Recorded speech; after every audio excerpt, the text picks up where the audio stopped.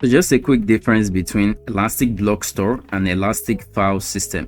Now for Elastic Block Store, you can only create an EC2 instance, okay, and in a single availability zone.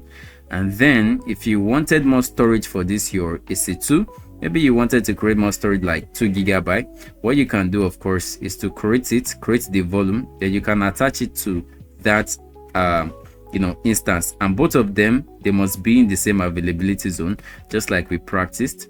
Okay, but let's say you want this storage, you want to attach it to a different availability zone.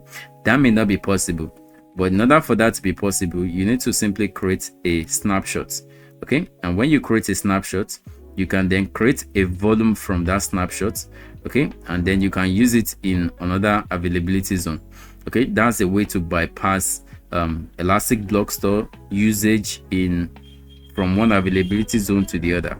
Okay, good. While on the other end, we have this elastic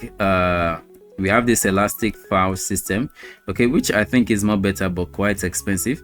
And the thing is, you only have a single storage, a single elastic file system, and then you can mount it to different EC2 instances, even though they are in different availability zones. Okay, so you can see the big differences between the Elastic Block Store and the Elastic File System.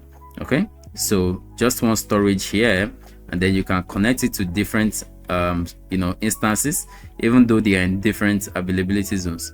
Unlike the Elastic Block Store, again, just one availability zone, and they must be in the same availability zone. Okay, so that's the difference between the EBS and the EFS.